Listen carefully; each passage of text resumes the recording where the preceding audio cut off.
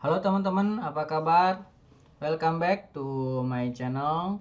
Setelah sebelumnya kita membahas mengenai alter table. Nah, di video kali ini kita akan melanjutkan kembali tutorial mengenai MySQL. Video kali ini kita akan membahas mengenai temporary table. Jadi di video kali ini ada 3 topik utama. Yang pertama terkait dengan dasar temporary. Kemudian kita akan coba membuat temporary table. Kemudian kita akan ngetes temporary table itu sendiri. Oke, kita masuk ke materi yang pertama mengenai dasar temporary. Jadi tabel temporary itu sifatnya sementara ya. Jadi ketika session loginnya sudah hilang, maka tabel temporary-nya juga akan hilang. Kemudian tabel temporary juga hanya bisa diakses oleh user pembuatnya. Jadi misalkan saya punya tabel temporary A, yang membuat adalah user root. Maka user yang lain selain root maka tidak akan bisa menggunakan tabel temporary itu. Kemudian perintah yang dimiliki oleh tabel temporary juga sama persis dengan perintah yang dimiliki oleh tabel biasa. Jadi kalau misalkan di tabel biasa kita bisa alter table, kita bisa add kolom, kita bisa modify kolom. Di tabel temporary juga bisa melakukan itu.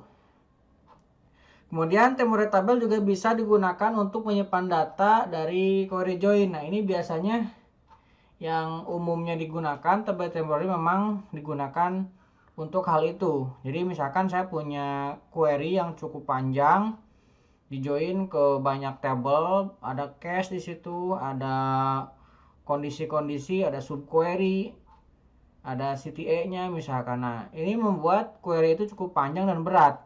Maka salah satu cara untuk mensiasatinya adalah kita simpan ke dalam tabel temporary. Nah, kemudian baru kita ambil query kembali ke dalam temporary table itu untuk ditampilkan ke user. Jadi ketika query sebelumnya itu dibuat sebuah proses untuk input ke tabel temporary. Nanti setelah terisi tabel temporary-nya baru kita tarik untuk ditampilkan ke user. Kemudian perintah pembuatan temporary itu tadi sudah saya sampaikan sama persis dengan pembuat table, hanya ditambahkan temporary saja. Jadi misalkan kalau misalkan kita membuat tabel biasa kan hanya create table, kemudian di sini nama tabelnya kan. Nah, kalau tabel temporary kita create temporary table. Nah, kemudian di sini ada nama tabelnya. Jadi ada tambahan temporary-nya di sini. Nah, terus kita juga bisa menggunakan nama yang sama dengan nama tabel biasa. Misalkan kita sudah memiliki tabel mahasiswa, kemudian kita membuat tabel yang sama dengan mahasiswa di temporary. Ini bisa, tetapi dari MySQL sendiri itu tidak menyarankan atau sebaiknya jangan melakukan itu karena akan membuat bisa salah ambil data nantinya, diambigu nanti. Jadi gunakanlah nama selain dari nama table yang eksis. Nah, oke, kita langsung coba membuat temporary. Di sini saya punya tabel mahasiswa yang sudah eksis ya. Nah, sekarang kita coba create tabel temporary. Create temporary table mahasiswa. Nah, misalnya saya contohkan yang kita bisa membuat tabel temporary sama dengan tabel yang eksis. Nah, kita menggunakan database test 2 ya. Nah, misalkan kita isi dengan field yang sama di sini ya. Nah, sebelumnya kita select dulu deh biar nanti jelas ya. Select bintang from mahasiswa. Nah, biar kelihatan bahwa terjadi kesalahan kan nantinya. Kita sudah salah nih ke create yang ini. Nah, kita coba select dulu. Kita punya dua record ya. Kita coba create di sini ID, ini integer,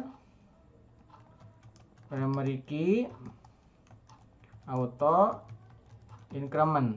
Nah, kemudian ini ada nama varchar 100. Nah, ini kita coba create dengan nama yang sama ya, dengan nama tabel biasa. Tuh, kita berhasil untuk membuat tabel temporary dengan nama yang sama. Kemudian kita coba select ya. Kita salah nih. Ini harus kasih jarak dulu sedikit. Nah, tuh. Tadi kan kita lihat ada dua record ya. Tapi sekarang jadi tidak ada recordnya karena memang mahasiswa ini menjadi ambigu. Dia bisa mengambil dari temporary, bisa juga mengambil dari sini. Nah, jadinya ya sebaiknya tidak menggunakan nama yang sama dengan nama dari tabel biasa yang ada. Kita drop dulu. Nah, untuk dropnya hati-hati. Drop temporary table. Nah, mahasiswa. Hati-hati. Jadi kalau misalkan teman-teman lupa menambahkan ini, makanya akan terhapus adalah tabel existing ini yang mahasiswa. Kita jalankan. Nah, sudah terhapus temporary-nya.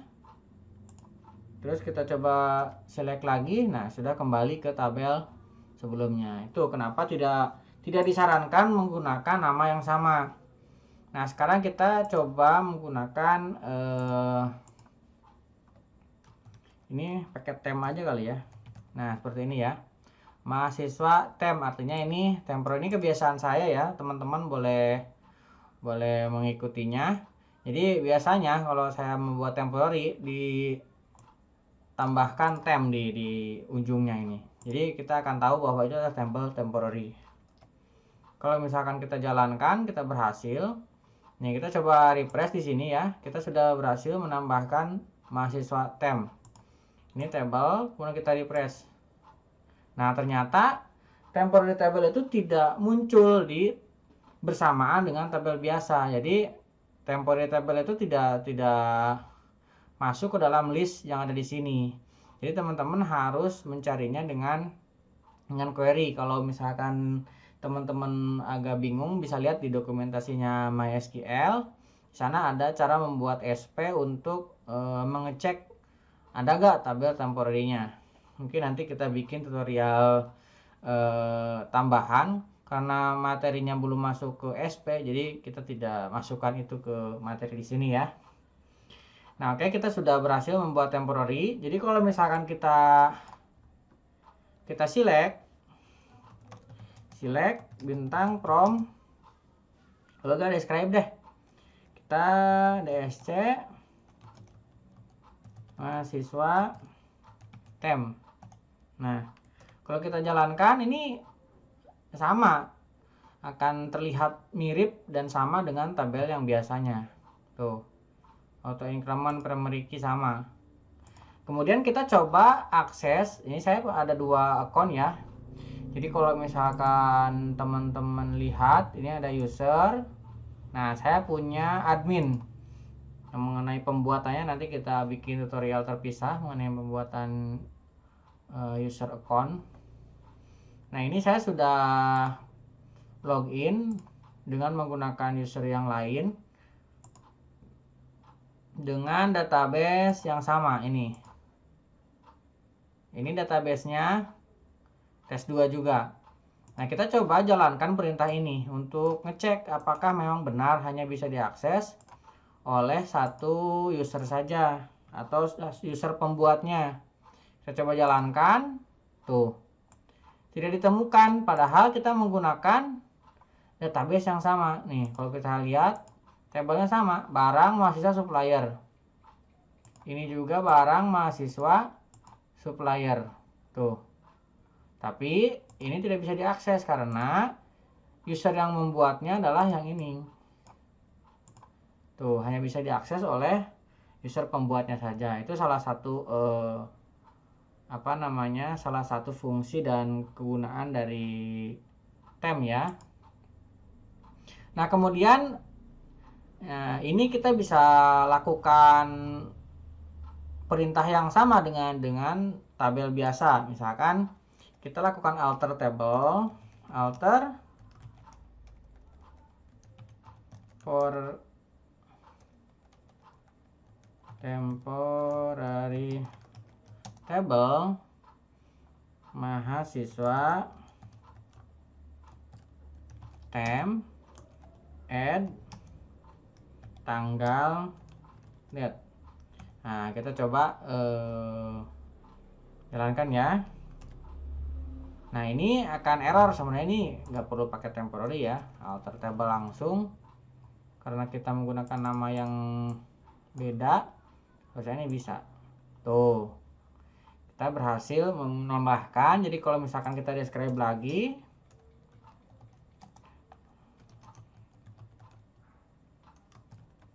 tem, tuh, ini sudah ada tambahan tanggal 1. Nah, terus seperti yang saya tadi sampaikan sebelumnya, tabel temporary ini akan hilang ketika season loginnya ini hilang.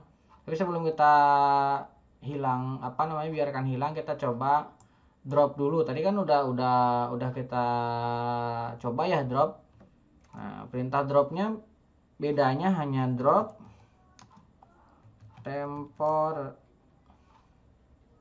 temporary table. Nah, bedanya ini temporary table mahasiswa tem. Nah, ini bedanya di sini aja nih, ada tambahan temporary. Jadi teman-teman bisa drop caranya seperti ini, ataupun teman-teman biarkan loss koneksinya nanti hilang sendiri. Kita coba jalankan, ini berhasil, kita hapus. Jadi kalau misalkan kita tambahkan, ini akan error karena tidak ada. Nah, kalau kita jalankan lagi yang ini, nah temporary-nya akan terbentuk.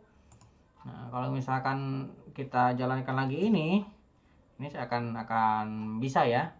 Kemudian kita select from mahasiswa tem.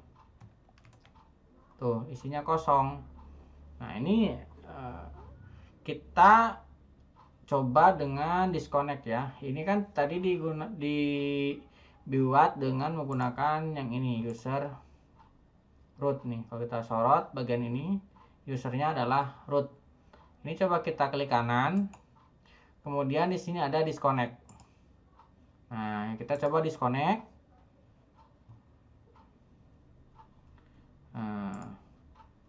Nah, ini sudah berhasil disconnect ya DMS-nya ini. Nah, kita koneksi lagi. Nah, sekarang kita coba select lagi. Tuh, sudah otomatis menghilang ketika session login-nya itu sudah tidak ada. Jadi itu tem. Jadi kalau misalkan teman-teman bikin sebuah temporary dari beberapa query yang panjang, kalau misalkan sudah tidak ada lagi koneksi, maka temporary-nya itu akan otomatis hilang. Ini akan bagus karena kalau misalkan teman-teman menggunakan tabel biasa, ketika teman-teman lupa untuk drop tabel itu, maka akan menjadi tabel yang kayak tabel sampah itu, yang sudah tidak terpakai, numpuk di database, dan itu sangat tidak bagus. Nanti akan membuat database cepat lambat, dan size dari ukuran di database akan cepat banyak gitu. Jadi disarankan menggunakan temporary table itu ya. Oke, nah sekarang kita coba clone dari mahasiswa ini ya. Bisa nggak nih? Kan kalau misalkan kita masukin ke tabel biasa itu udah bisa ya. Kayak misalkan create table, tabel biasa seperti ini bisa kan? Tabel mahasiswa tem. Kemudian di sini select bintang from mahasiswa. Nah, seperti ini kita bisa. Nah, kita juga bisa melakukan hal yang sama dengan tabel temp. Nah, kita tinggal tambahin temporary, kemudian kita jalankan. Tuh, kita sudah berhasil membuat temporary table dengan nama mahasiswa. Jadi kalau misalkan kita select, ini mahasiswa temp, kita tambahkan aja ya. Tuh, sudah masuk. Jadi teman-teman tinggal bikin aja di sini query yang panjang di bagian ini, kemudian tinggal disimpan di mahasiswa temp. Nanti setelah ini tersimpan, tinggal dipanggil aja untuk ditampilkan ke user supaya query-nya tidak terlalu panjang dan jadi berat. Nah, kira-kira itu fungsi dari tabel temporary. Untuk fungsi-fungsi lainnya teman-teman bisa coba, karena memang perintahnya sama dengan tabel biasa. Teman-teman coba alter, coba drop kolom, harusnya itu sama saja dengan tabel biasa. Mudah-mudahan ini menjadi tambahan informasi buat teman-teman, dan teman-teman menjadi semakin tertarik dengan database dan terus mempelajarinya. Mohon maaf bila banyak kekurangan. Jangan lupa subscribe dan nyalakan tombol loncengnya. Sampai ketemu di video selanjutnya.